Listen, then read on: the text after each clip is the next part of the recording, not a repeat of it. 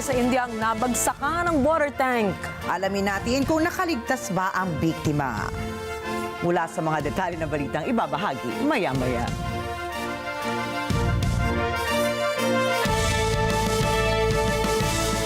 Magandang gabi, ako po si Rikki Mathay. Ako si Rikki Alagao Flores. Ito ang mata ng Agila International. Para naman sa mga headlines ngayong Huwebes ng gabi. PNP-CIDG naghain ng kaso sa DOJ laban sa abogado ni Polio at 12 iba pa. Public Utility Vehicle Consolidation muling binuksan ng Land Transportation Franchising and Regulatory Board. Ukrainian President Volodymyr Zelensky inihain ng victory plan laban sa Russia. Magnitude 6 na lindol niyanig ang Turkiye. At Apple support nakaranas ng outage.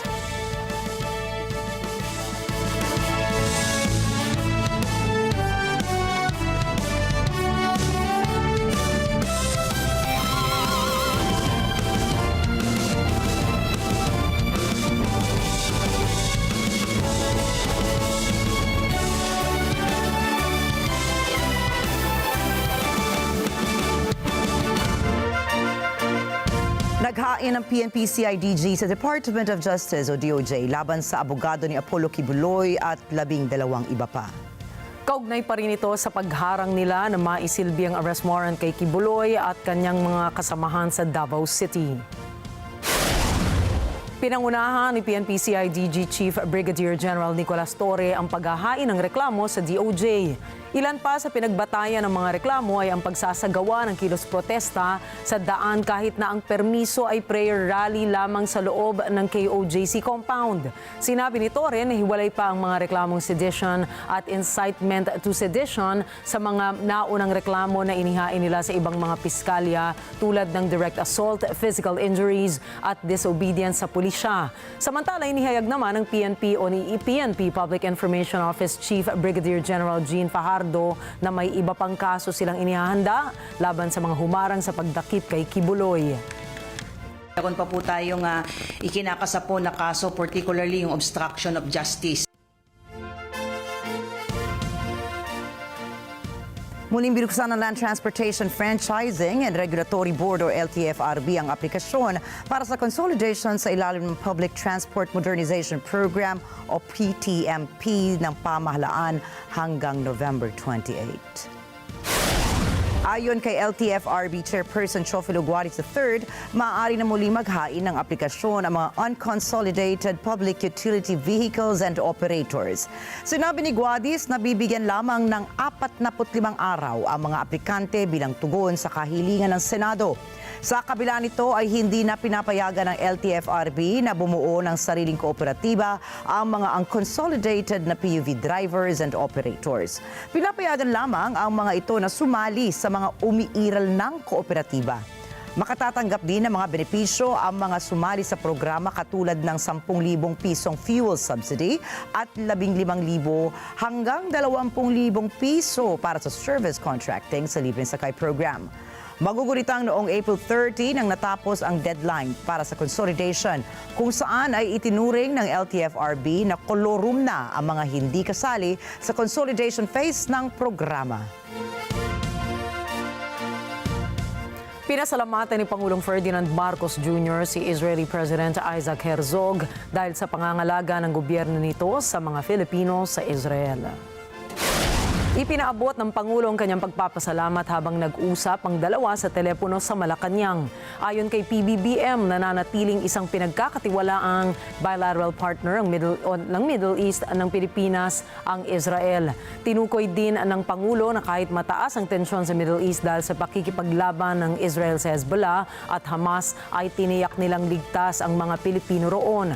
Matatanda ang kasama ang Pilipinas sa bumoto sa United Nations General Assembly Resolution na nagsusulong ng tigil putukan sa Gaza para makapasok ang humanitarian aid at tulungan ang mga na-stranded sa lugar. May alok ang bansang Croatia para sa mga Filipino caregivers. Ayon sa Department of Migrant Workers o DMW, may special hiring ang Croatia sa ilalim ng Memorandum of Cooperation ng Pilipinas at ng nasabing bansa. Tinukoy ng DMW ang minimum salary na maaaring matanggap ng mga nagtatrabaho sa offer ay katumbas ng 62,000 pesos. Bukod pa rito ang overtime pay at ilang benefits na ipagkakaloob sa kanila. Tiniyak naman ng gobyerno ng Croatia na bibigyan proteksyon nito ang mga manggagawang Pinoy na magtatrabaho sa kanilang bansa. Nilagdaanan ng Pilipinas, Indonesia, Malaysia, Singapore, Thailand ang isang data sharing agreement para mapahusay ang aviation safety sa Asia-Pacific. Layo ng data sharing agreement na tutukan ng ilang safety categories gaya ng severe turbulence at dangerous goods incidents. Ayon sa Civil Aviation Authority of the Philippines, dapat magtulungan ng mga bansa upang matukoy ang mga kalakaran at panganib sa aviation sa pamamagitan ng pagdevelop ng mga proactive measures na nagsusulong ng isang ligtas na paglalakbay sa Asia-Pacific. Nakalapag na sa NAIA Terminal 1 ang eroplanong sinakyan ng 48 overseas Filipino workers or OFWs na repatriated mula sa Lebanon. Ayon sa Department of Social Welfare and Development o DSWD, bukod sa pinansyal na tulong na nanggagaling at manggagaling sa Department of Migrant Workers, ay handa rin itong tulungan ang mga OFWs. Anila, sasalubungin ng mga kinatawan ng DSWD ang mga umuwing OFW sa Terminal 1 at bilang paunang tugon, magsasagawa ang mga social workers ng assessment at interview upang malaman ang nararapat na tulong para sa mga repatriates. Batay sa resulta ng assessment ng mga social workers, ang cash aid na ibibigay ng DSWD sa mga repatriated OFWs ay hindi lamang limitado sa assistance to individuals in crisis situation o sa ayuda para sa kapos ang kita. Nilinaw ni Dumlao na maaaring mag-iba-iba ang uri ng tulong na kanilang ibibigay sa mga OFWs dahil nakabatay ito sa kanilang mga case situations. Sinabi rin ng opisyal na maaari ring magbigay ng livelihood assistance ang DSWD dahil matagal na mawawala ng trabaho ang mga umuwing OFWs. Nauna na pong ibinalita na umuwi ng Pilipinas ang mga repatriates mula sa Lebanon dahil sa tumitinding gyera sa Middle East. Susunod, China ay nakusahan ang Japan ng iligal na pagpasok sa disputed waters ng Senkaku Islands. Estados Unidos binomba ang mga lugar na nasa kontrol ng mga militanteng Houthi. At pagkabahala ng US sa paggamit umano ng Israel sa mga Palestinian bilang human shields, alamin. Mga detalye ng mga balita sa pagbabalik ng Mata ng Agila International.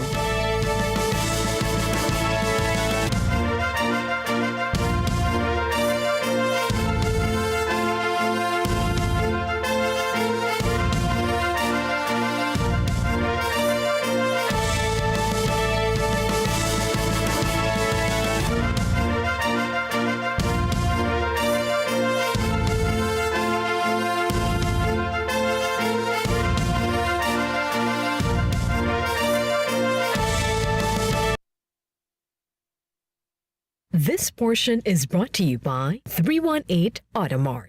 Why choose Supreme Pure Organic Barley? It is 100% pure organic barley straight from Australia. Certified super brands. The first alkaline-based barley in the Philippines. High pH level, 7.9 alkaline level, 68 micronutrients, non-acidic. It helps boost immune system, improves digestion, high in antioxidants, regulates blood sugar level and cholesterol. Waglan Basta Barley. Dapat alkaline-based Supreme Pure Organic Barley. ASPN, Year 4 na! Patuloy nating samahan sina Ali Soto at Papi Daza sa paghahatid ng mga balitang puno ng impormasyon. Ito daw si Alice Go ay talagang tanim ng China. Malaki na po ang ibinaba ng national rating ni Vice President Sara Duterte. Muli na namang gumamit ang China ng high-intensity laser laban po sa mga sasakyan ng Pilipinas. Lunes hanggang Biyernes, 8 a.m. to 10 a.m. Dito lang sa Net 25. Let's net together. Sa Net 25. Sa Net 25. This Sunday on Cine Throwback. wanted to be special forces?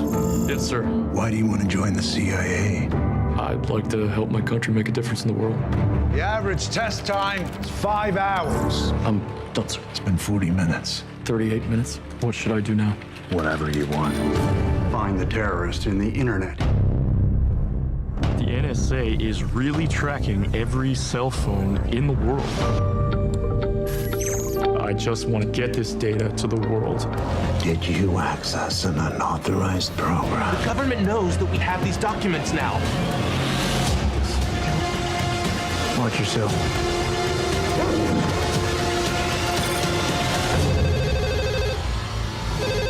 We are running out of time. They're going to come for me. This Sunday, 12 noon, here on Net 25. Let's get together. Sunnet 25.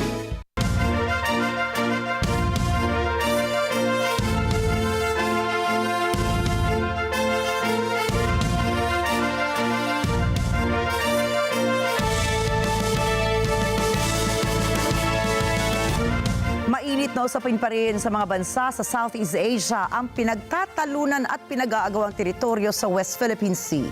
Agaw pansin naman ang kaliwat-kanang reclamation activity ng Vietnam sa bahagi ng Spratly Islands sa nakalipas na taon. Sa gitna po ng matinding panghaharas at pambobomba ng China Coast Guard sa mga Pilipino ay tila tahimik lamang ang China sa ginagawang aktibidad ng Vietnam. Kaya't marapat lamang natalakayin at pag-usapan natin ang tinatawag na bamboo diplomacy ng Vietnam na siyang iniuugnay sa matibay na ugnayan nito sa iba't ibang mga bansa. Matagal na ang pagtatalo ng China laban sa Pilipinas, Brunei, Malaysia, Taiwan at Vietnam hinggil sa hangganan at sakop ng teritoryo sa Spratly Islands. Iginiit ng China na ang pag-angkin nila sa teritoryo ay bahagi ng 9-dash line na inalmahan naman ng mga bansang nasa paligid nito.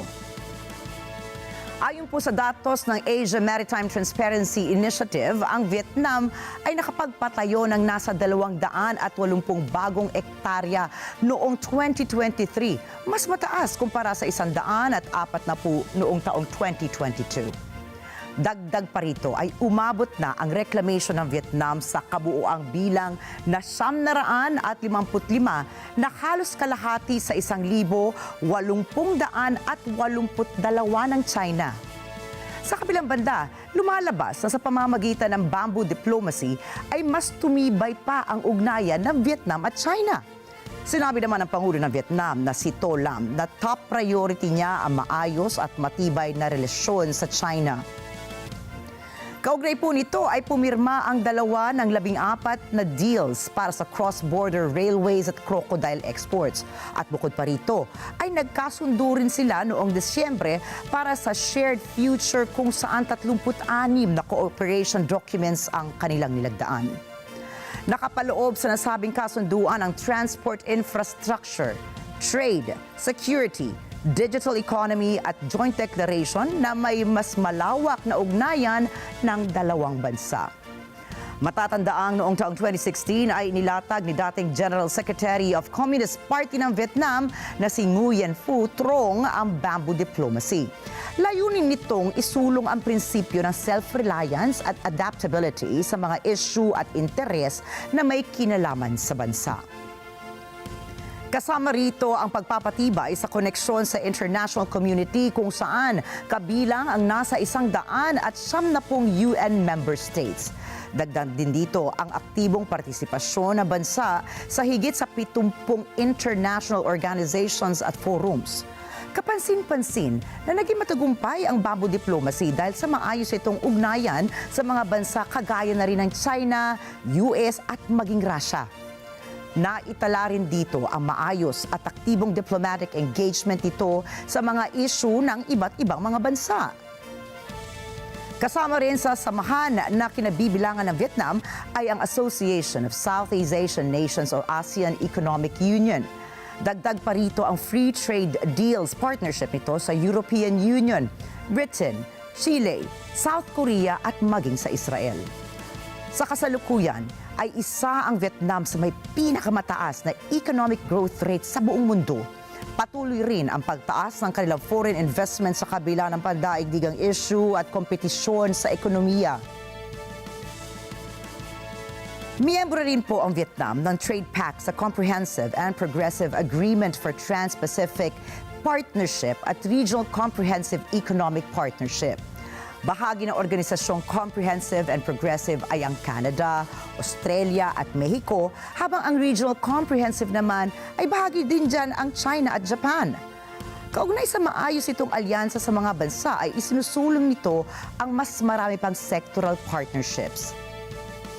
Pasok dito ang mga plano sa usapin ng energy transition at semiconductors bilang hakbang na maging high-income country sa taong 2045.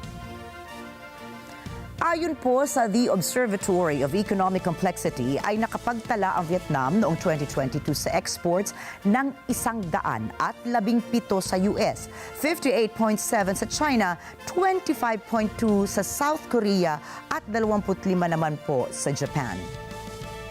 Sa usapin naman po ng import ay nanguna ang China na may 138, South Korea na may 60.7, Japan na may 17.9 at Taiwan na may 15.7.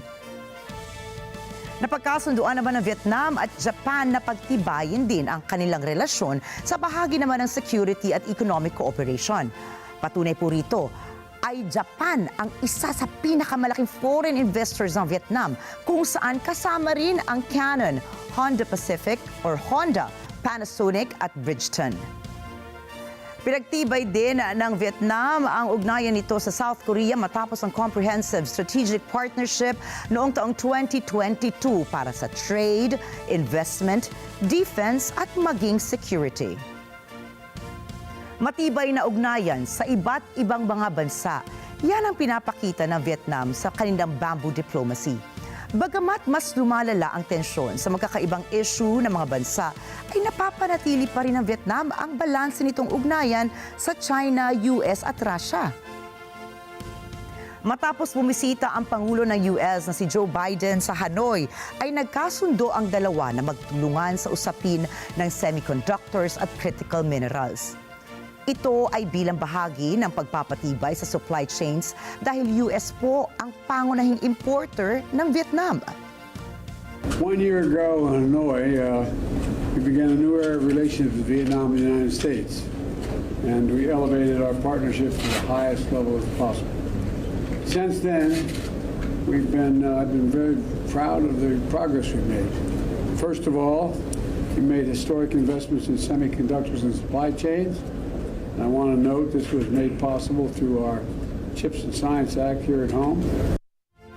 Matatandaan naman na noong buwan ng Hunyo na bumisita ang Pangulo ng Russia na si Vladimir Putin sa Vietnam kung saan pinag-usapan nila ang trade, economic, technological at humanitarian plans. Ipinagpasalamat din ni Putin ang balanseng pagtingin at opinyon ng Vietnam sa digmaan sa pagitan naman ng Russia at Ukraine. Kasunod nito ay sinabi ng US na wala dapat makinig na bansa sa mga pag-atake at pagpatay na nagaganap sa pagitan ng Russia at Ukraine. Giit nito ay hindi dapat suportahan ang paglabag sa international law dahil sa walang tigil na pagpatay sa mga inosenteng sibilyan sa nasabing labanan. Malaking katanungan ngayon ang hangganan sa pagiging balanse ng Vietnam sa mga pinuno ng iba't ibang bansa. Patuloy pa nga bang makakapagtayo ng mga infrastruktura sa pinag-aagawang teritoryo ang Vietnam gayong mas tumitindi ang tensyon at aksyon ng China? Kung ang bamboo diplomacy ay tila epektibo para sa iba katulad ng Vietnam, ano kaya ang mga mapupulot naman nating aral at mga puntos mula rito na baka naman maaaring maging gabay ng Pilipinas tungo sa isa ring progresibong landas habang patuloy nating pinangangalagahan ang soberenya at interes ng sarili nating bansa. Iniulat ng China na pinaalis nito ang isang Japanese fishing vessel mula sa lugar ng isang pinag-aagawang grupo ng mga isla sa East China Sea. Pinaliwanag ng China Coast Guard na kinailangan at naaayon sa batas ang hakbang na ito upang paalisin ang barko na iligal na pumasok sa kanilang katubigan. Hinimok pa nila ang Japan na agad itigil ang lahat ng iligal na aktibidad sa Diaoyu Islands na tinatawag namang Senkaku Islands ng Tokyo. Wala pang komento ang Japan hinggil sa insidente at pahayag ng China, ngunit patuloy na tinatanggihan ng Tokyo ang pang-aangkin ng Beijing sa mga isla nitong mga nakaraang buwan. Ang Senkaku Islands ay maliliit at uninhabited na mga isla na pinaniniwala ang may tagong reserba ng langis at gas sa ilalim ng karagatan nito. Itinalaga ng konstitusyon ng North Korea ang South Korea bilang isang hostile state matapos ang mga kamakailang revisions. Iniulat ng lokal na media na ang pagbabagong ito ay isang hindi maiiwasan at lehitimong hakbang sa panahon na ang tensyon sa pagitan ng dalawang Korea ay nasa pinakamataas na antas sa mga nakalipas na taon. Itinuturing ng ilang bansa na simboliko lamang ang pagbabagong ito, lalo na at pinagtibay na ni North Korean leader Kim Jong-un ang kawalan ng pagkakataon ma-unify ang dalawang bansa noong 2023 pa. Sa panahong iyon, sinabi ni Kim na ang relasyon ng North Korea at South Korea ay dalawang magkaaway na bansa at imposible na ang kahit ano pang pag-uusap ukol sa unifikasyon. Ibinahagi ni Ukrainian President Volodymyr Zelensky sa kanyang members of parliamentary ang kanyang tinatawag na victory plan. І самим обирати для себе майбутнє. Майбутнє для України – це, безперечно, бути сильною частиною глобального світу, бути на рівних з усіма країнами-лідерами, бути в Євросоюзі та в НАТО, бути там повноправно, бути там – це справедливо для нас. Слава Україні! Layo nitong mapalakas ang posisyon ng kanyang bansa at tuluyang matapos ang digmaan nila sa Russia na nagsimula noon pang Pebrero 2022. Ilan sa mga target nito ay ang tuluyang pagsali ng Ukraine sa North Atlantic Treaty Organization o NATO at pagtanggal ng ban sa long-range strikes para sa armas na galing sa Western Allies na gagamitin laban sa Russia.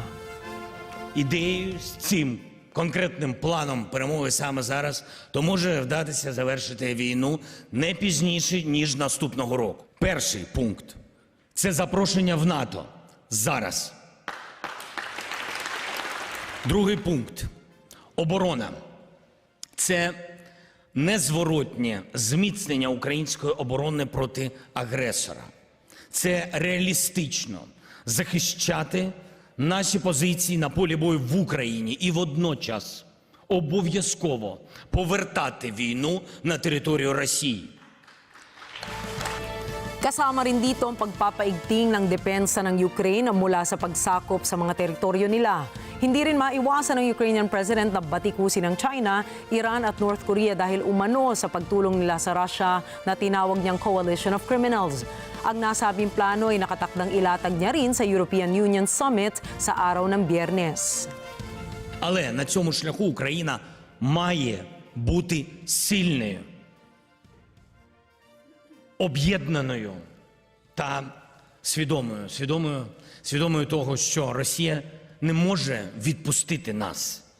Не може відпустити, але Росія може та повинна Україну втратити. Росія повинна назавжди втратити контроль над Україною і втратити навіть бажання такого контролю.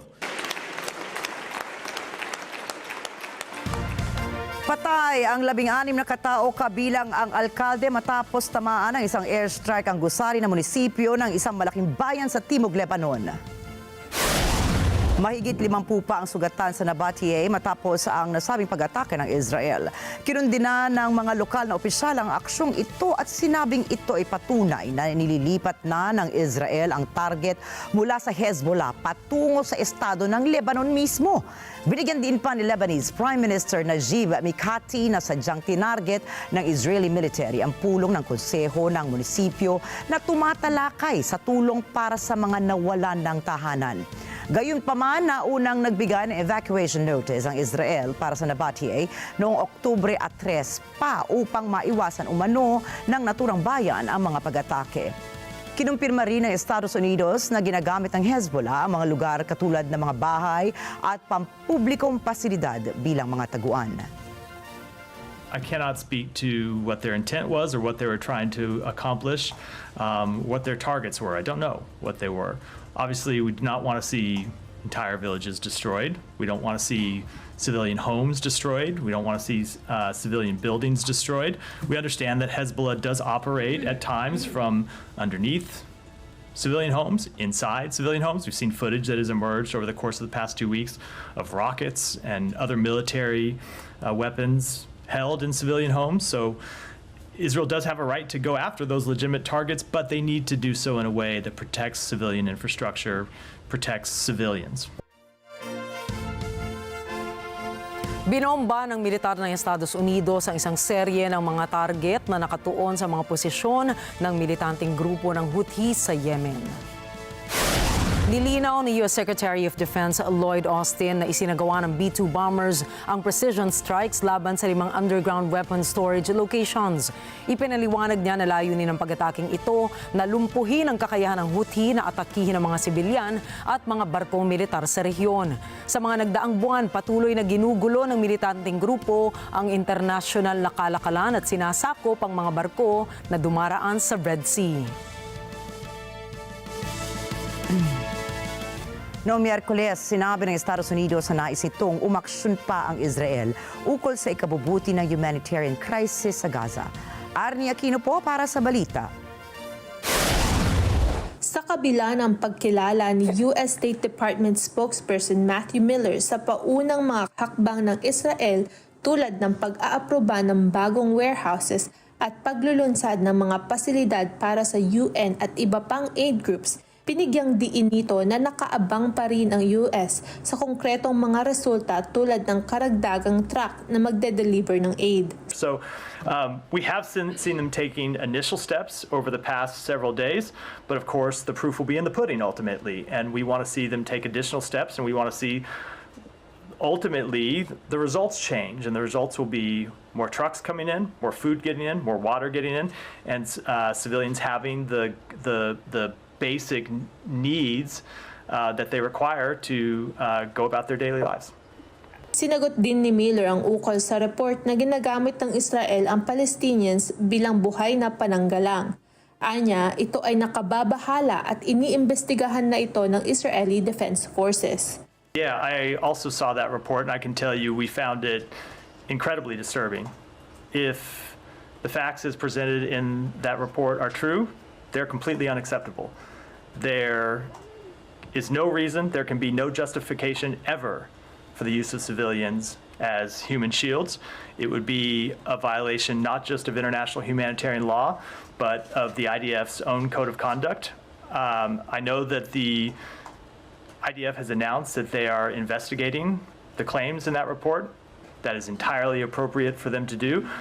But even more than investigate, if they do find violations, people need to be held accountable, and they need to take steps to ensure that these practices are not repeated. Arnie Aquino para sa Mata ng Agila International. Trusted, connected, on point. Nababahala ang Estados Unidos sa ulat na ginagamit umano ng Israel bilang human shields ang mga Palestinians. Do you have any comments? Yeah, I also saw that report, and I can tell you we found it incredibly disturbing. If the facts as presented in that report are true, they're completely unacceptable.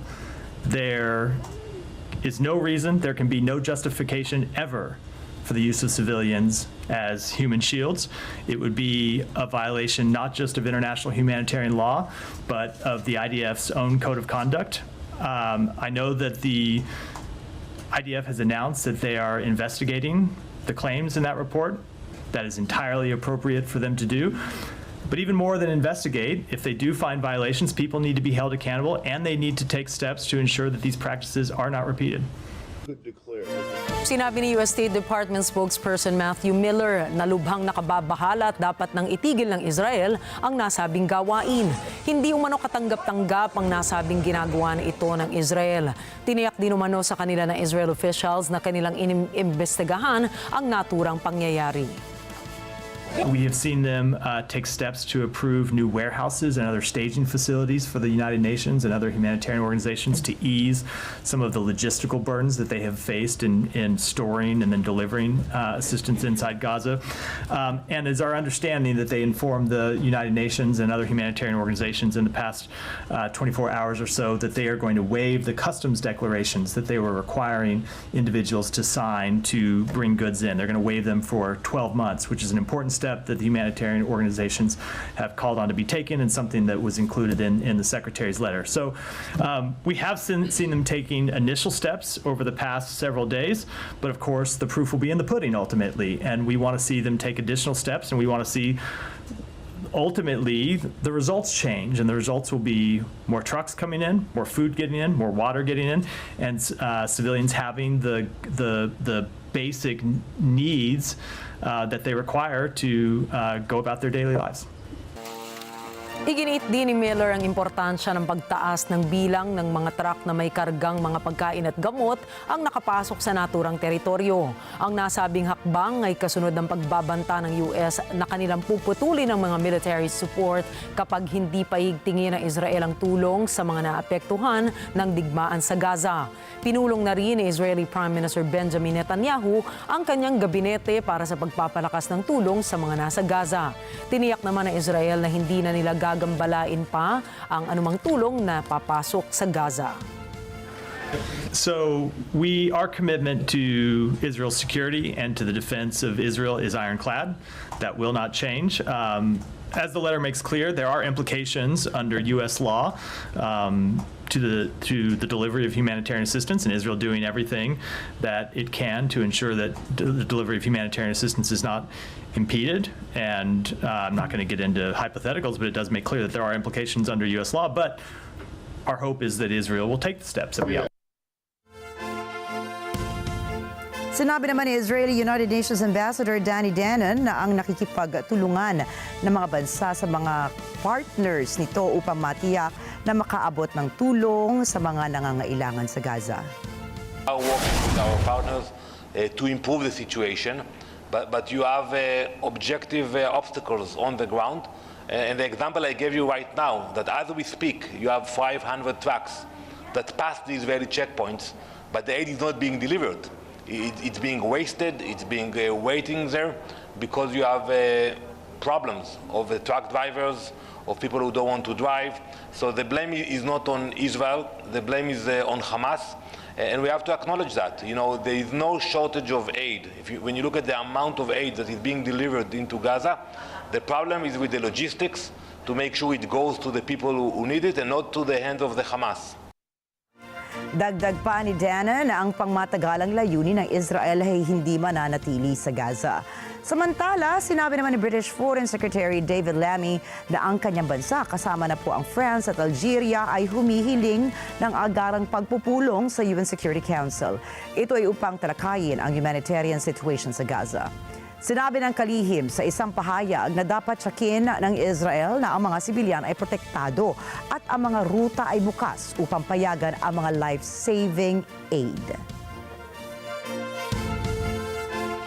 Aabot na sa 150,000 mga bata sa Gaza ang nabigyan ng ikalawang dose ng oral polio vaccine. Now to Gaza, where WHO and our partners began the second round of our polio vaccination campaign on Monday, targeting more than 500,000 children. A minimum of 2 doses of vaccine are needed to interrupt polio virus transmission. This will only be achieved if at least 90% of all eligible children are vaccinated in all communities and neighborhoods.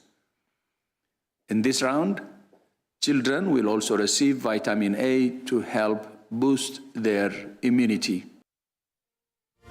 Ayon kay World Health Organization Director General Tedros Ghebreyesus, na sa loob ng 2 araw na pagpapabakuna ay mayroon ng 156,943 mga bata ang kanilang naturukan ng bakuna sa Central Gaza.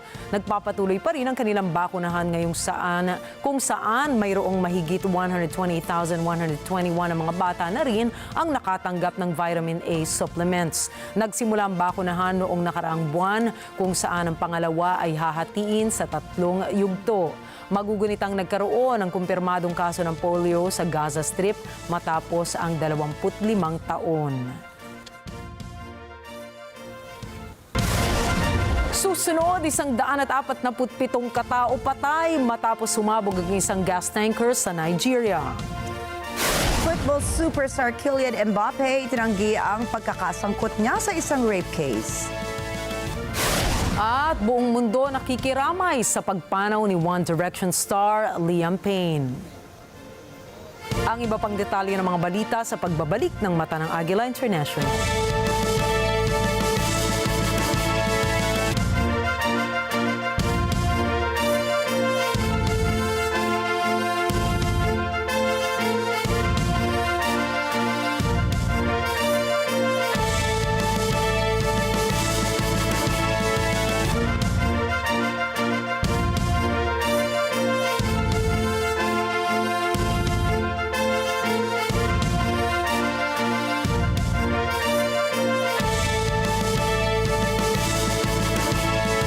This portion is brought to you by Robic Builders. Alam namin ang iyong pagsisikap. Dama namin ang iyong mga sakripisyo. Kita namin ang pagharap mo sa bawat pagsubok. Kaya sa kabila ng mga hamon ng buhay, nandito kami para umalalay. Kasi katulad mo, gusto rin namin ang magandang bukas para sa kanya. Hatid namin ang dekalidad na edukasyon at makabagong pasilidad sa abot kayang halaga. Kaya huwag ka na mangamba. Sasamahan ka namin tuparin ang mga pangarap niya.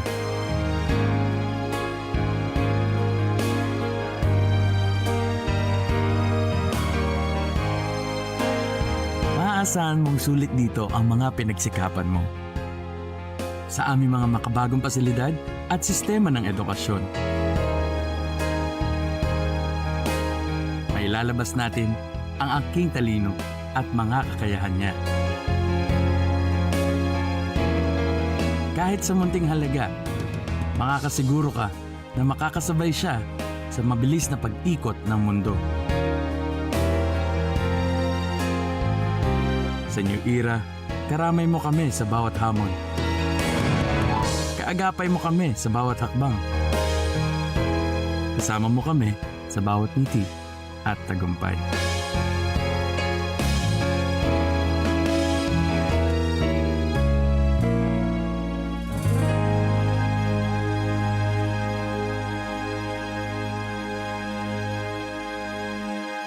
This portion is brought to you by North Luzon Express Terminal.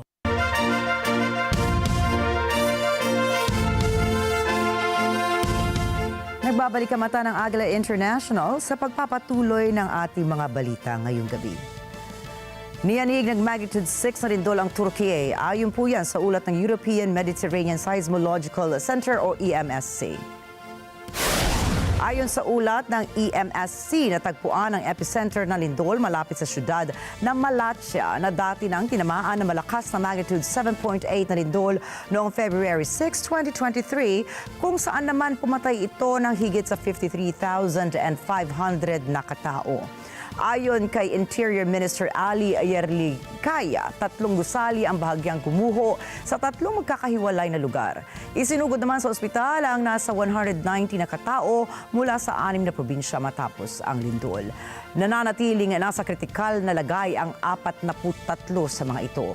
Naranasan din ang pagyanig ng lupa sa Syria ang iba pang mga probinsya nito.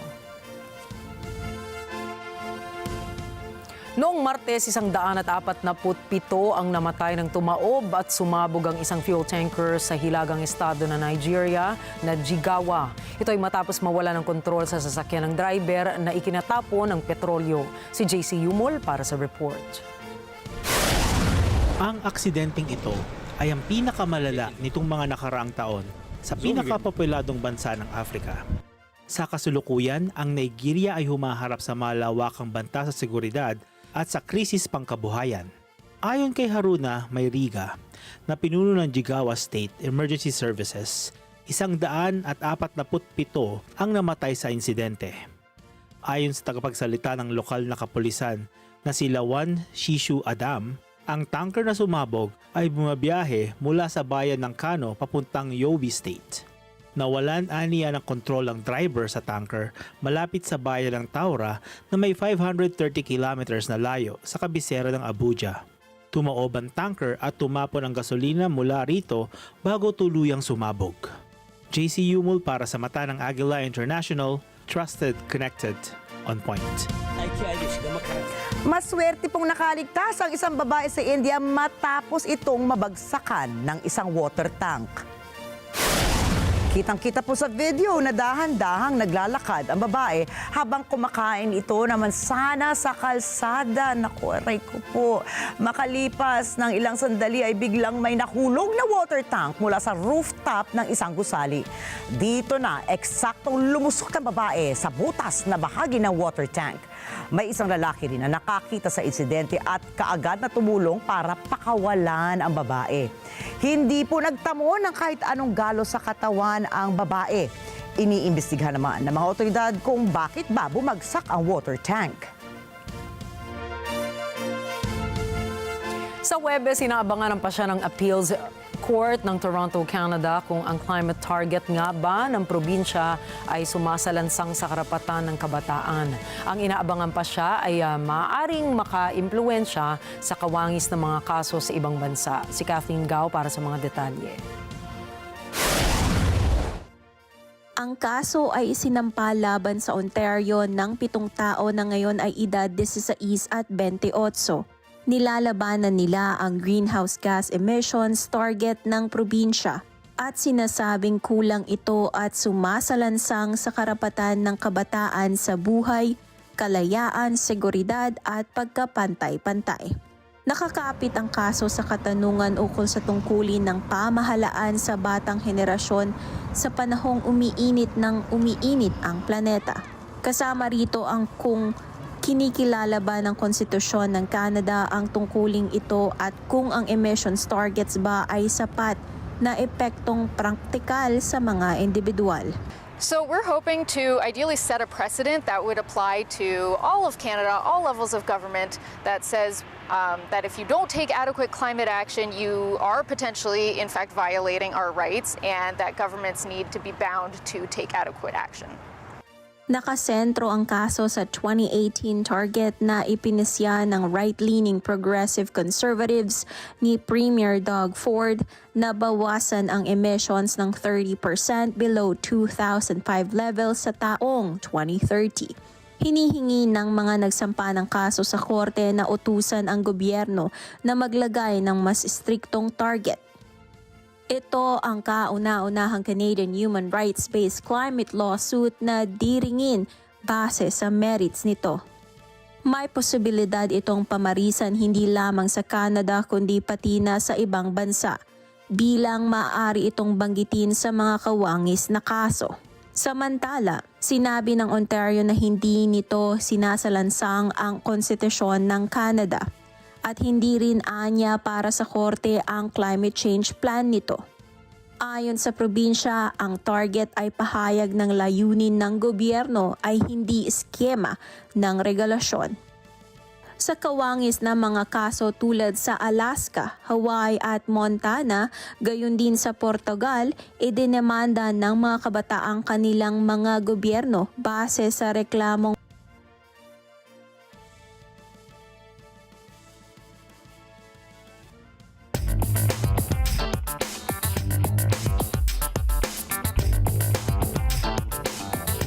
Ayon sa Walgreens, isasara nito sa susunod na 3 taon ang 1,200 itong mga pharmacy stores.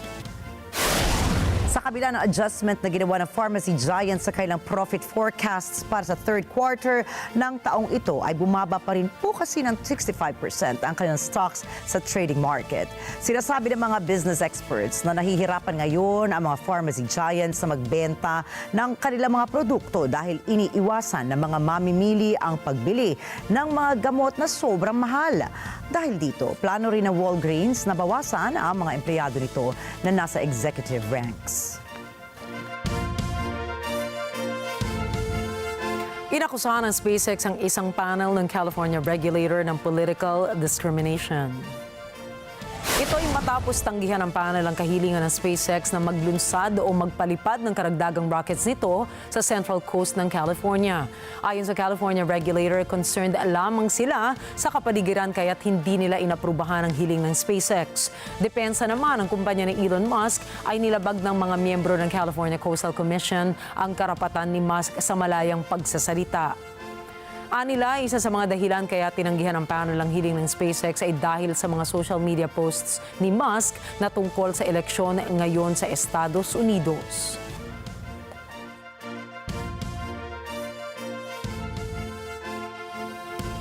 Ayon sa mga media sources, tinatalakay ng Biden administration ang ilang mga panukala upang limitahan ang pag-e-export ng mga artificial intelligence or AI chips.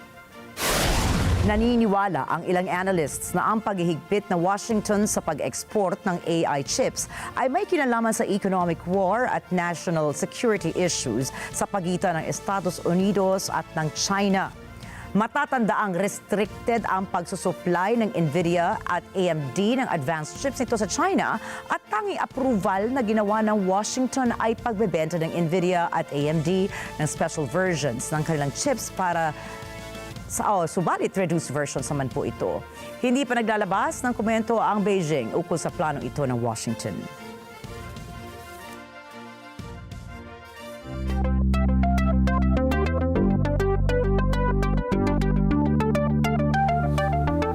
Tinamaan ng outage ang Apple support kung saan apektado ang nasa 3,200 users mula sa Estados Unidos at Europa.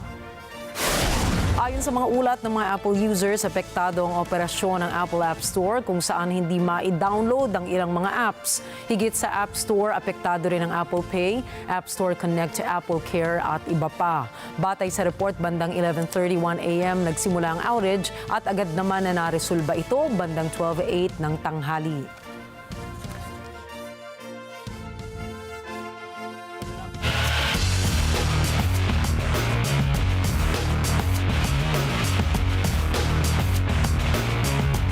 Mariing itinanggi ni France football captain Kylian Mbappé ang aligasyon na ito ay may ginahasa. Chose dans le vide. Donc, si cette plainte, s'il est confirmé que cette plainte le visait, de près ou de loin, parce qu'après tout, il serait peut-être considéré comme étant témoin de faits dont quelqu'un d'autre serait l'auteur.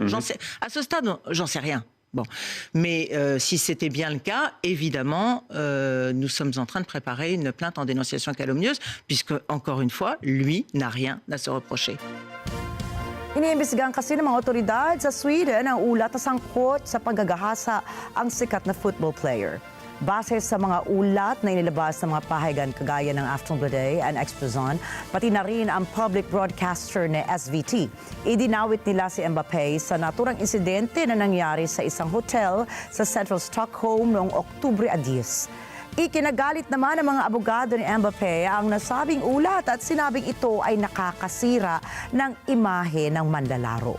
Sa social media account naman ng football star, tinawag na lamang nito ng fake news ang ulat. Ayon pa sa abogado ni Mbappé, ay inatasan ito na kasuhan ng libel ang mga Swedish media outlets.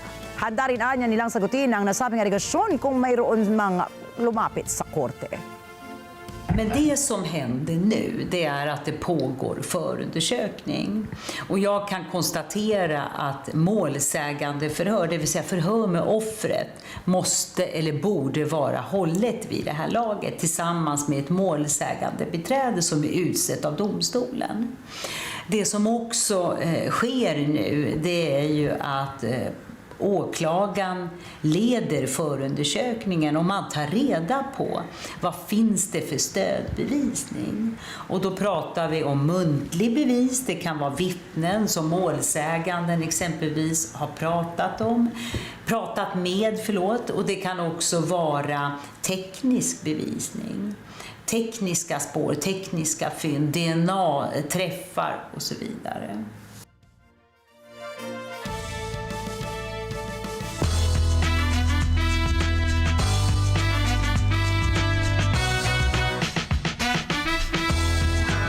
Tumakbo papalabas ng stage ang popstar na si Nick Jonas matapos umanong itutok ng isang audience member ang laser pointer sa kanya. Sa isang video footage na kumakalat online, kumaripas ng takbo si Jonas palayo ng stage at nag-time out hand signal sa mga tao. Kinumpirma ng tagapagsalita ng O2 Arena na nagdulot ng pangamba sa kaligtasan ng singer ang paggamit ng concert goer ng ipinagbabawal na laser pointer. Kaagad na rumisponde ang organizer ng concert sa problema na ito ni Nick. At pagkatapos ng ilang minuto ay pinagpatuloy ng Jonas Brothers ang kanilang concert.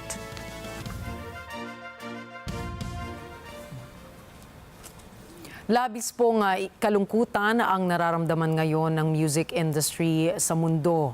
Ito'y matapos matagpo ang batayang dating miyembro ng One Direction na si Liam Payne. Batay sa inisyal na investigasyon, nahulog umano ang British singer-songwriter mula sa ikatlong palapag ng isang hotel sa Buenos Aires. Idineklara siyang dead on the spot dahil sa tindi ng kanyang mga injuries. Iniimbestigahan ng mga otoridad sa Argentina kung aksidente o sinadyang pagkakahulog ng singer. Nasa Argentina si Liam para suportahan ang dating bandmate na si Niall Horan. Nakatakda rin sana na magkaroon ng reunion concert ang sikat na boy band sa nasabing show. Kumalat naman sa social media ang huling video na pinost ni Liam sa kanyang Snapchat account. Dito ay makikita na masaya ang singer habang kinakausap ang kanyang mga fans. Marami ang hindi makapaniwala sa trahedyang sinapit ng dating One Directioner.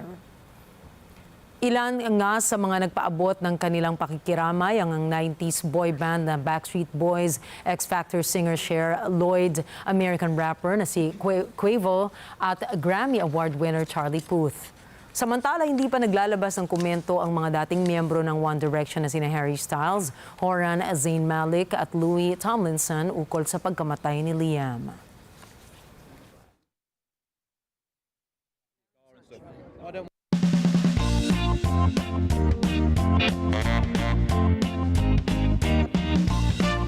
Sa New York, pinarangalan kamakailan ang mga namemelikula sa ika-14 na taon ng International Film Fest Manhattan.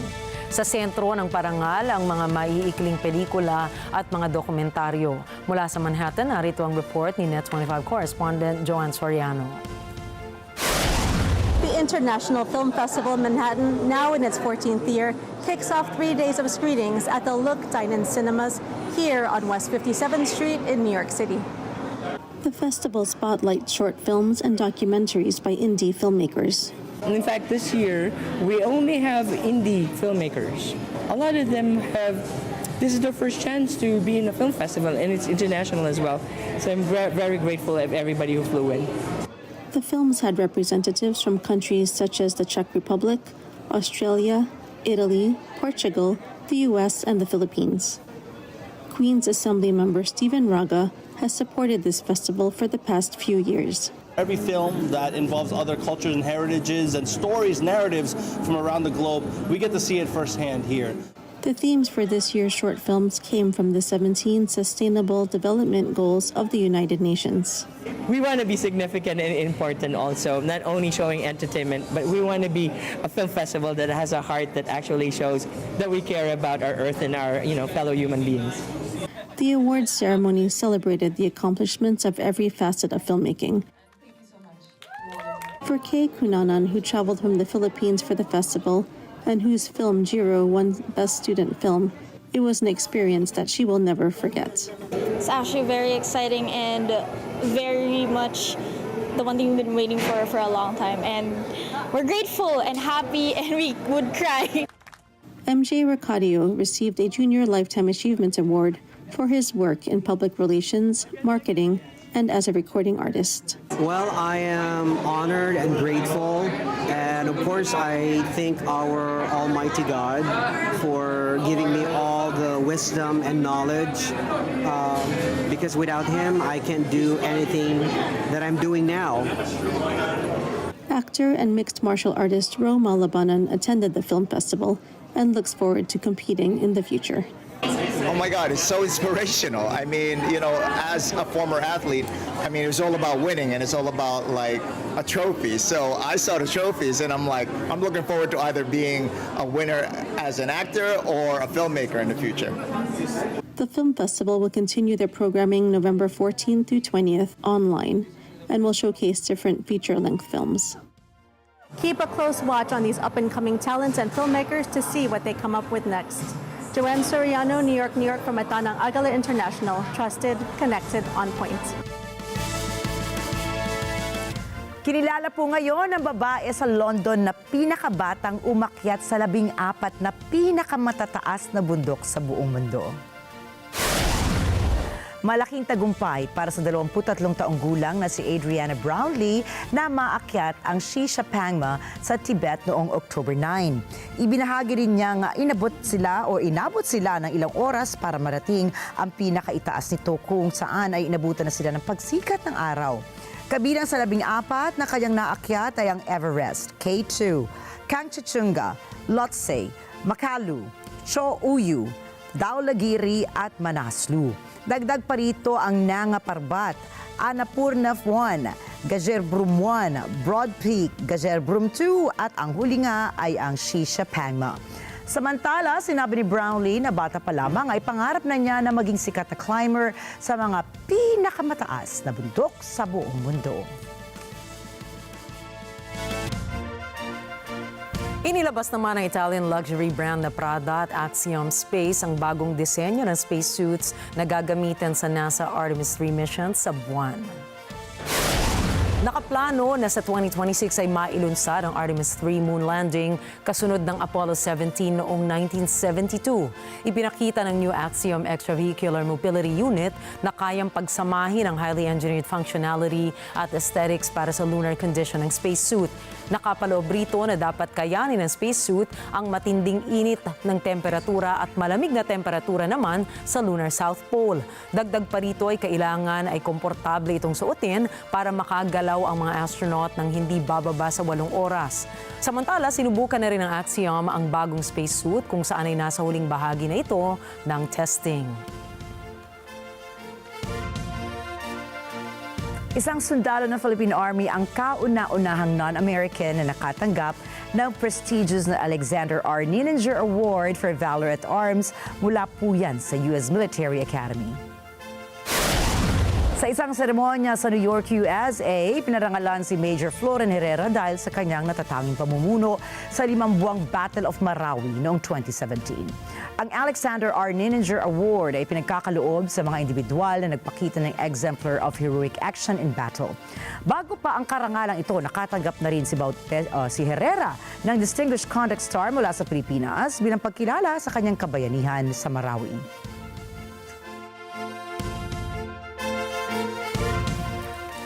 So ano, gusto mo sabihin yung update natin? Salute po muna, of course, sa ating kababayan naman.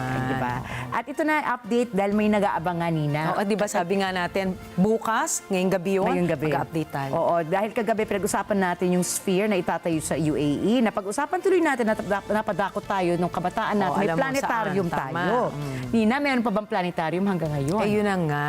Tingin ko nga nagsara na siya nung mga ilang taon na nakalipas. Pero sa kabila niyan, meron pa rin naman pwedeng puntahan, di ba, Rikki? Oo. Di ba? May bago ng planetarium, pero hindi na siya yung sphere. Nandito lang po yan sa may Diliman, Quezon City. Dyan tayo sa Pag-asa Planetarium. Yan, sa Pag-asa. Pero pwede na. Pag gusto nyo makakita ng mga kalangitan, ganyan, na feels niya ay dome pa rin at sphere. Tsaka magandang ayan, nagkakabulol-bulol ako. Excited. Excited kasi bukas tayo. na bukas. Naman. Marami kang magandang karanasang mapupulot doon, matututunan, di ba? Oo, yun. ayan. Naku, bukas may update pa yata si Direk Mads. Pupunta kasi siya. Mamaya pupunta naman siya bukas ng umaga. Pipila na siya doon. Ayan po, so ayan ang update namin. Ano sa tingin nyo? Kailangan ba tayong magkaroon ng isa pang panibagong planetarium? Ano po sa palagay ninyo? Pero habang hinihintay namin ang mga kasagutan, tandaan na narito po kami para maghatid ng balita saan mang dako ng mundo. Muli ako po si Rikki Mathay. Ako si Rikki Alagao Flores. Ito ang mata ng Agila International. Para sa mga balitang nangyari sa iba't ibang panig ng mundo, punta naman tayo kay Alma Angeles para sa mata ng Agila World News. Take it away, Alma.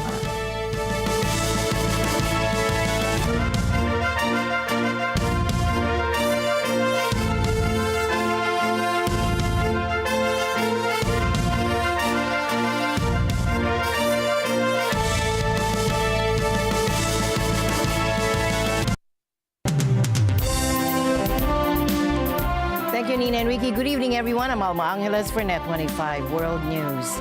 On tonight's headlines. Here's a look at battleground Pennsylvania, where Vice President Kamala Harris has launched a new effort to attract Republican supporters. So I am joined today by over 100 Republican leaders from across Pennsylvania and across our country who are supporting my candidacy for President of the United States. North Korea has officially labeled South Korea a hostile state in a new constitutional revision, marking a significant shift in its stance toward its southern neighbor. A recent report from an independent human rights agency reveals that over 300 million children are subjected to online sexual abuse and exploitation annually. The other point that it's important that you have also more and more predator and sexual offenders who are connected. So the issue is really big. It's why. And the news starts now.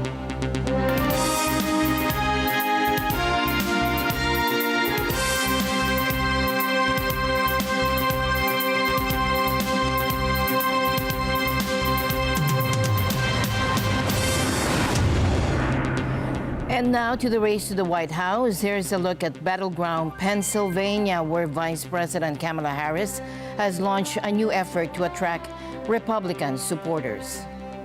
And now, the baton is in our hands. So I am joined today by over 100 Republican leaders from across Pennsylvania and across our country who are supporting my candidacy for President of the United States. At a rally attended by over 100 Republican leaders, including current and former officials, Vice President Harris criticized former President Donald Trump. She reacted to his claim that he would target the enemy within by using military if he returned to office. He considers any American who doesn't support him or bend to his will to be an enemy to our country. And further, he says that as Commander-in-Chief, he would use our military to go after them. It is clear Donald Trump is increasingly unstable and unhinged. And I pledge to you to be a president for all Americans.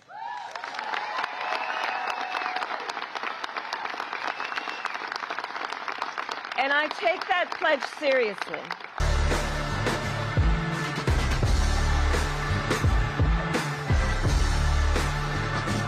Meanwhile, Harris also faced intense questioning during a television interview regarding the Biden administration's strategies to address the rising issue of illegal immigration at the southern border.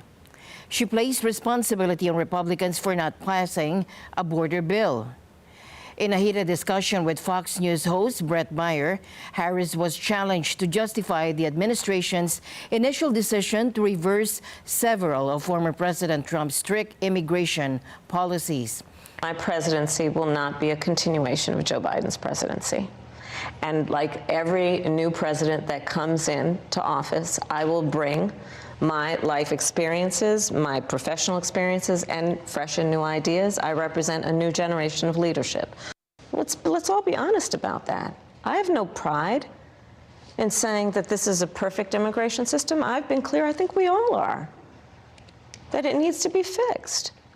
And Donald Trump, but let me just finish. Six and Democrats Donald voted Trump against that bill. Learned about that bill and told them to kill it because he preferred to run on a problem instead of fixing a problem. She also responded to a mother who testified before Congress about her child's tragic death at the hands of an undocumented immigrant. I believe the Biden-Harris administration open border policies are responsible for the death of my daughter.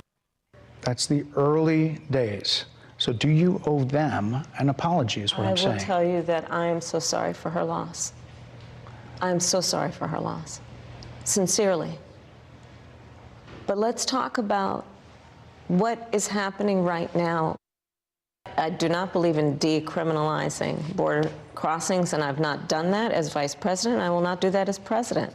The first bill, practically within hours of taking the oath, was a bill to fix our immigration system. Yes, ma'am. It was called the U.S. Citizenship Act of 2021. Exactly. It was essentially a pathway to citizenship for the elite. Yes, ma'am. May I finish responding, please? But you have to let me finish, You please. had the White House and the House and the Senate, I'm and they didn't bring up that bill. I'm in the middle of responding to the point you're raising, and I'd like to finish. Yes, ma'am. We recognized from day one that to the point of this being your first question, it is a priority, because I do believe the American people are ready to turn the page on the divisiveness and the type of rhetoric that has come out of Donald Trump. People are ready to chart a new way forward. Meanwhile, Republican presidential candidate Donald Trump stood by controversial claims during a town hall with Latino voters. He doubled down on a debunked story that immigrants in Ohio were eating pets, saying he was simply repeating what had been reported. This was just reported. I was just saying what was reported. That's been reported, and eating other things too that they're not supposed to be. But this is all I do is report. I have not. I was there. I'm going to be there, and we're going to take a look. And I'll give you a full report when I do. But that's been in the newspapers and reported pretty broadly. Trump also claimed that jobs in the African American and Hispanic communities were being taken by immigrants. A lot of the jobs that you have and that other people have are being taken by these people that are coming in. And the African American population and the Hispanic population in particular are losing jobs now because millions of people are coming in. So they're coming in, but they're also coming in largely, and tremendous numbers coming in out of mental institutions. They're emptying out mental institutions. They're emptying out. Shifting topics, Trump touched on climate change, downplaying global warming concerns, and instead pointing to the threat of nuclear war as the real danger.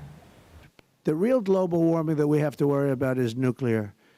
The water's coming up 1/8 of an inch over 300 years. The ocean is going to rise, and nobody knows if that's true or not, but they're worried about the ocean rising 1/8 of an inch or 1/4 of an inch in 300 years.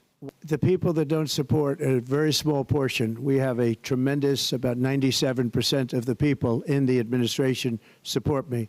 But because it's me, somebody doesn't support, they get a little publicity. The vice president, I disagree with him on what he did. I totally disagreed with him on what he did. Meanwhile, fans around the world are in shock tonight as tragic news emerges about former One Direction singer Liam Payne. What happened in Buenos Aires has left many with questions, and authorities are now working to piece together the details. Former One Direction singer Liam Payne was found dead outside a hotel in Buenos Aires on Wednesday. Argentine police said the 31-year-old fell from the balcony of his third-floor room where he was staying. Distraught fans gathered outside the hotel Wednesday night. In a statement, police said they were called to the hotel in the capital's Palermo neighborhood, where they were notified of a, quote, aggressive man who could be under the effects of drugs and alcohol. The hotel manager said he heard a loud noise at the back of the hotel. When police arrived, they found that a man had fallen over the balcony in his room. Emergency workers confirmed the death of the British singer, who was reportedly found in the hotel's interior patio. In this video, authorities can be seen removing Payne's body from the hotel. Earlier on Wednesday, Payne had appeared to post on Snapchat what are presumed to be the last videos of him alive. Morning, everybody. Today, we ride. We're going to ride some horses. The 4U singer rose to global fame as part of the since-disbanded pop band One Direction. The group broke up in 2016 as its members pursued different projects, including solo careers. Payne had, on October 2nd, attended the Buenos Aires concert of his former bandmate Niall Horan. The musician has previously spoken publicly about his struggles with mental health and using alcohol to cope with the pressures of fame. In a video posted to his YouTube channel last year, he spoke about having given up alcohol and thanked supporters for sticking with him through difficult times. Neither Payne's record label Republic Records nor its owner Universal Music Group could immediately be reached for comment.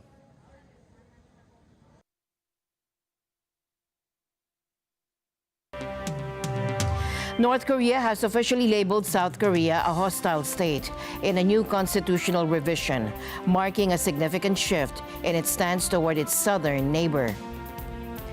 The state-run KCNA news agency reported the change on Thursday following a proposal by Kim Jong-un earlier this year. Now, this announcement came after North Korea detonated symbolic roads and railways connecting the two countries, a move KCNA described as inevitable and legitimate, aligning with the revised constitution. The destruction reportedly aims to physically separate the Democratic People's Republic of Korea, or DPRK, from the Republic of Korea, further solidifying the North's hostile stance. 북한이 적대적 두개 국가로 나아갔던 핵심적인 전략적 목표는 김정은식 생존 전략이 아닌가 생각됩니다. 다시 말해서 김정은 위원장은 남북한이 서로 의식하지 않고 담을 쌓아가지고 각자 도생, 각자 서로 사는 길로 가자. 적대적 두개 국가라고 한다면은 남북 간에 체제 경쟁을 하지 않아도 되고 또 이 장벽을 싸움을 해가지고 북한 주민들만 잘 통제하면 되고. Adding to the heightened tensions, North Korea state broadcaster KRT aired footage showing students signing up to enlist in the military. According to North Korean state media, around 1.4 million young people have applied to join or return to the army this week, with Pyongyang blaming Seoul for a provocative drone incursion that it claims has brought the tense situation to the brink of war. Unverified images released by KCNA also depict the demolition of roads and railways through international journalists, though international journalists were not granted access to witness this event.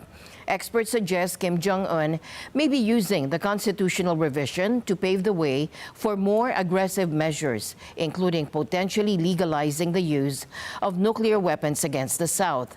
Others believe this is an effort to shield North Korea from South Korean cultural influence and tighten the regime's grip on power. In response, South Korea remains committed to reunification, but has vowed to respond to any provocations with force. Meanwhile, the United States, South Korea, and Japan announced the launch of a new multinational team to monitor the enforcement of sanctions against North Korea after Russia and China thwarted monitoring activities at the United Nations. In light of the veto which disbanded the UN Security Council's 1718 Committee panel of experts this year, we hereby express our intention to establish the Multilateral Sanctions Monitoring Team, MSMT, a multilateral mechanism to monitor and report violations and evasions of the sanctions measures stipulated in the relevant UNSCRs. The mechanism, named the Multilateral Sanctions Monitoring Team, has been introduced after Russia in March rejected the annual renewal of a UN panel of experts that had, over the past 15 years, overseen the implementation of sanctions aimed at curbing North Korea's nuclear and missile programs. China abstained from the vote. The team is meant to continue the UN panel's work, including issuing regular reports on sanctions enforcement, and will involve the participation of 8 other countries, including Britain, France, and Germany, according to a South Korean official. The goal of the new mechanism is to assist the full implementation of UN sanctions on the DPRK by publishing information based on rigorous inquiry into sanctions violations and evasions attempts. The potential for this to be a major effort in tracking and holding to account steps that North Korea is taking across a range of provocative actions is real, and we look forward to it taking shape in the months and years ahead. 本日、日韓米をはじめとした同志国の間で多国間制裁監視チーム MSMT を立ち上げることができたことは、専門家パネルの消滅において空いた穴を埋めると同時に関連する安保理決議の完全な履行への向けた意義のある一歩であります。 Ukrainian President Volodymyr Zelensky has unveiled a bold victory plan to end Russia's invasion. This 5-point strategy aims to strengthen Ukraine's position and bring the conflict to a close by 2025 at the latest. The victory plan is a bridge to a successful second peace summit. You can help make this a reality. And this will protect not only Ukraine, but also Baltic states and Nordics and Poland, Balkans, other regions, other partners which are in Russian sites. We propose placing on Ukrainian land a deterrence package that would either force Russia to participate in real peace negotiations or allow for the destruction of their military targets. It's the peace through threats approach for this point. And it's about the appropriate missile package.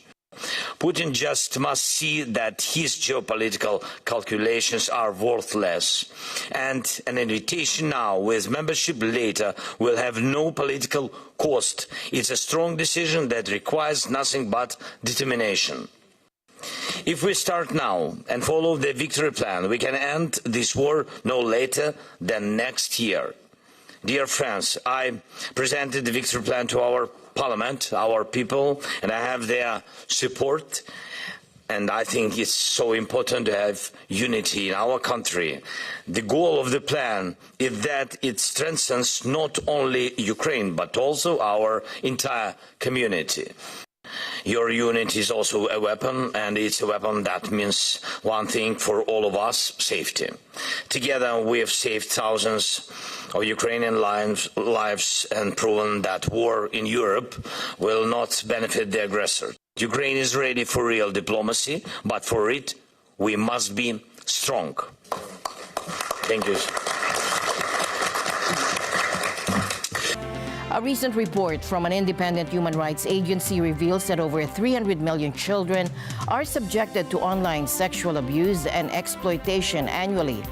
The number of 300 million, of children victims of sexual exploitation online is not reflecting the truth, because the problem is also reporting, and we have not all the data. Why we arrive at this stage?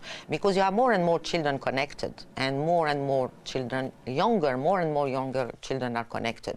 The other point that it's important that you have also more and more predator and sexual offenders who are connected. So the issue is really big. It's why really we were pushing within the Global Digital Compact, and I just came back also from the Global Cyber Security Forum to make sure that child protection online is duly embedded. So the problem currently, there is no country is immune, no child is immune. in all countries we are finding, many forms of violence. And just to note one thing, you can have the same child who is victims of various forms online in various settings. And it could be online and offline, starting online, continuing offline, and coming back to online. So it's not an easy task currently. The problem is you have wonderful example here, regarding preventing. You have another wonderful thing regarding responding. You have wonderful legislation, wonderful policies. The problem is the lack of implementation of all these. If we have not to make it sure that it's at the high level of the political agenda and to make sure that it's embedded in the national development plan and the localized plan, it's not going to work. This is really very important. And let's now turn to Mexico, where rising violence is making or holding public office increasingly perilous. Just days after the gruesome beheading of Chilpancingo's mayor, another mayor has been killed, and this time stabbed to death in Oaxaca. Political assassinations, brutal cartel violence, and widespread bloodshed continue to plague the nation, posing a major challenge for Mexico's first female president, Claudia Sheinbaum. Here's the report. Mexico is still reeling from the assassination of Chilpancingo Mayor Alejandro Aros. Outraged citizens have taken to the streets, demanding justice and calling his murder cowardly and brutal. Their questions are haunting. When will the violence cease? How long will innocent lives fall victims to ruthless gangs? And when will the control of these criminal organizations over their communities finally end? En Chilpancingo y en todo el estado, realmente la situación es crítica. Tal vez el resto del país no lo sabe. Y yo invito a Harfuch para que venga, a Claudia para que venga, y no nada más tras escritorio saquen verdades de la manga. These frustrations mirror the collective grief and anger. The shock deepened with another killing just 10 days later. Candelaria, Loxa Chica's mayor, Roman Ruiz Bohorquez, was also murdered, and authorities described the incident as an interpersonal conflict. But despite efforts to save him, Ruiz succumbed to his injuries. Now, 4 other mayors, fearing for their lives, have pleaded protection from federal authorities. But the violence extends beyond political figures. Recently, 5 bodies were discovered in black bags on a road in Jalisco, with their heads separately stashed, an act likely committed by the Jalisco New Generation Cartel. This same group is responsible for mass-producing fentanyl, often disguised as common painkillers, which has led to a devastating overdose crisis in the U.S. The violence is no anomaly. Since the military crackdown on cartels in 2006, more than 450,000 people have lost their lives in Mexico. The chaos has spilled over from the drug trade into the political arena, where criminal groups have infiltrated local governments using violence, bribery, and intimidation to cement their power. In the June election that brought Claudia Sheinbaum to the presidency, 37 political candidates were assassinated, some in broad daylight, others simply vanished without a trace. Despite being elected in one of Mexico's bloodiest elections, Sheinbaum remains committed to curbing the violence by expanding social programs and continuing her predecessor's hugs, not bullets strategy. What are we going to use? Prevention, attention to causes, intelligence, and presence. Yet, as the violence spirals, one question persists.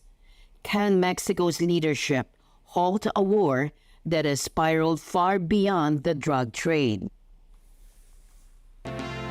And the news continues here on Net 25 World News. We'll be right back.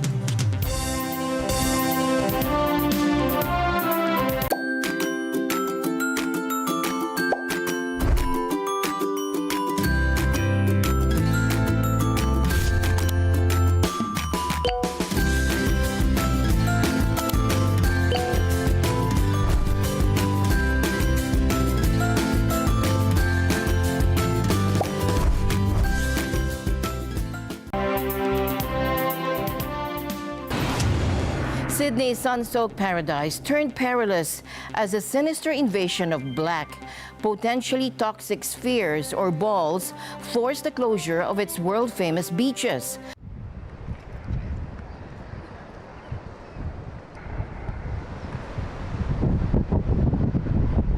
It is still under active investigation. We have sent off for preliminary testing. What we've received is it involves some form of hydrocarbon, but there'll be more to say from the New South Wales EPA as it relates to that.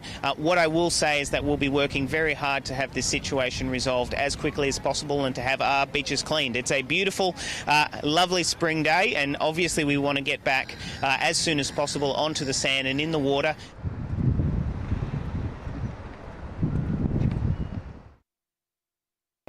In a groundbreaking move blending human expertise with cutting-edge technology, Antavo, a global leader in AI-powered loyalty platforms, has transformed one of its veteran employees into a digital doppelganger.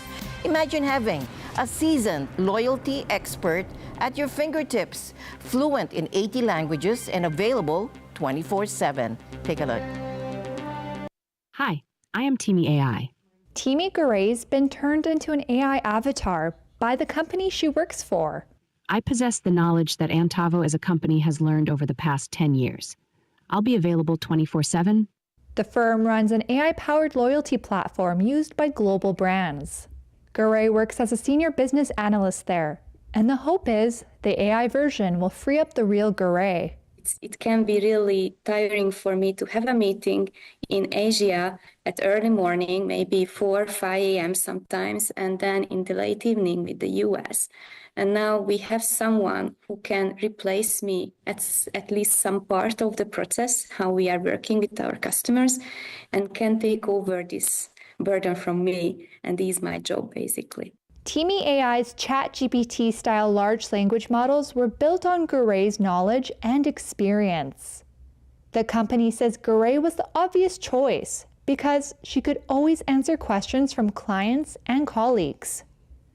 Available in 80 languages, they hope the AI assistant will improve the experience for their corporate clients. Antavo's co-founder and chief strategy officer, Zuchar Kechmar. It can access databases through services. It can not only give information, but do actions. It can advise. It has memory. So chat usually don't have that. And Team AI has all of these and the knowledge of loyalty programs of the world. This is for the marketeer, the loyalty program manager. Like they get a colleague, one extra colleague to help them. Garay said for her, the benefits of Timmy AI outweighed initial concerns about the avatar taking over some of her roles in the workplace. Of course, there are some limitations because we're still training Timmy AI. But actually, I'm really proud of that it has my face and voice, and I didn't have any concern regarding to this from the very beginning because I'm used to being the commercial face or voice of something. And in a striking fusion of ancient art and modern technology, artificial intelligence is now stepping onto the stage to preserve Japan's centuries-old no-theater tradition.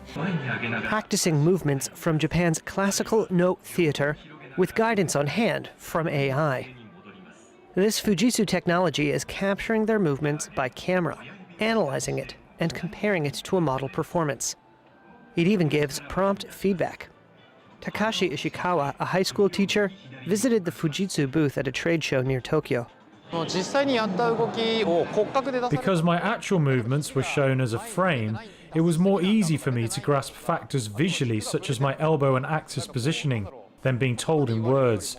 In addition, it was analyzed in a short time, so it made me want to practice more. No theater dates back to the 14th century. It involves stylized movements made by actors in masks and elaborate costumes. Hidenori Fujiwara, head of the Human Digital Twin Division at Fujitsu, said Japan's shrinking population has put traditional culture at risk, but the technology could help. Through the camera footage, our artificial intelligence analyzes body frame so that we can capture the movements from different angles of joints. We then create a human CG model from this analysis, which learners can take as their example. That is our solution.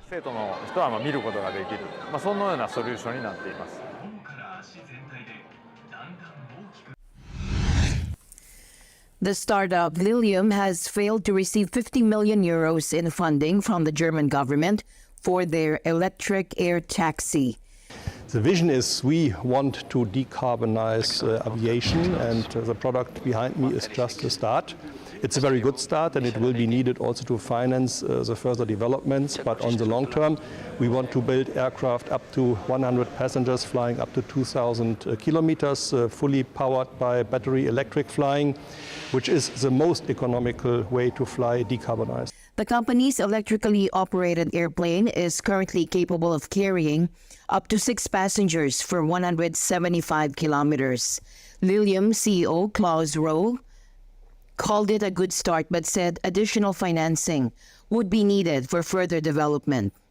It's very important because when you look at what I said before, 2,000 kilometers with 100 passengers, this accounts for about 80% of all flights today and about 50% of all passenger kilometers flown today. And if you imagine you can substitute carbonized flying with kerosene completely by battery electric flying, it's a significant step to decarbonize aviation. With this hope of funds dashed, Rowe now hopes to find support outside Germany. And with that, we end tonight's broadcast. For everyone here on Net 25, I'm Alma Angeles. Thank you all for joining us. Good night.